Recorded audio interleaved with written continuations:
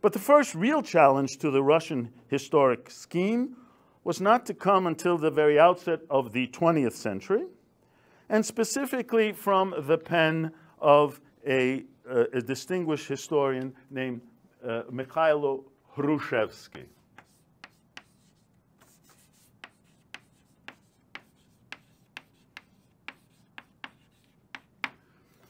Mikhailo Hrushevsky.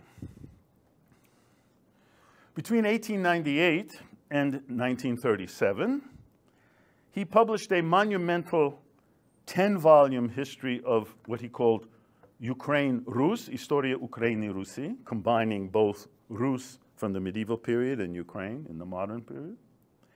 And his history traced in great detail developments from earliest times down to 1658. These great, gigantic histories, no one ever finished them, brought them up to the present, or their present. But of particular concern to us here is an article that this Hrushevsky published in 1905 under the title, "The Traditional Scheme of Russian History and the Problem of a Rational Organization of the History of the Eastern Slavs." Big title, but it sums it all up. The traditional problem, or the traditional scheme of Russian history, which we've been looking at, and the problem of a rational organization of the history of the Eastern Slavs. Interestingly, by the way, most of these publications in the Russian Empire in the 19th century by Ukrainian historians were in Russian, which was the dominant language of the empire. And this article came out in a festschrift, a memorial volume to a professor under which he had studied. And the entire volume, all of the articles were in Russian, with the exception of this article by Hrushevsky, which is in Ukrainian, because he was making another kind of point. In a direct challenge to the teachings of his Russian colleagues, Hrushevsky pointed out the historical fallacies of the Russian historical scheme, and he suggested a new approach to the history of the East Slavs. That approach was based on three arguments. One, that the ancestors of the modern-day Ukrainians were Slavic tribes that settled in the region between the 6th and 8th centuries. That is before the very existence of Kyivan Rus. So the first peoples, Slavic peoples there, that's the ancestors of Ukrainians, according to Hrushevsky.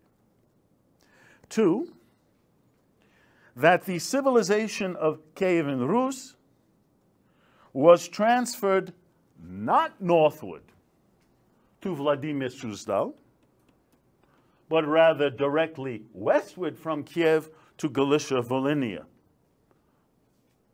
in modern-day western Ukraine.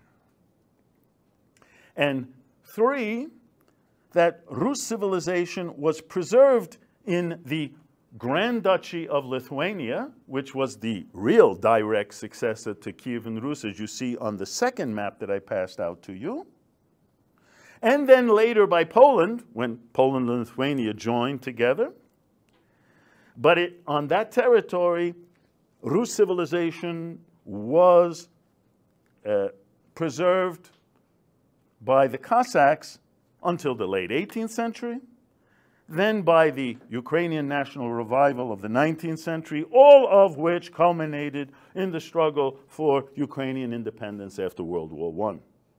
And so, in this article that Hrushevsky wrote and published in 1906 called The Traditional Scheme, also in his popular one-volume histories, he wrote several one-volume histories of Ukraine, all of this backed up by the erudition of his 10-volume scholarly magnum opus.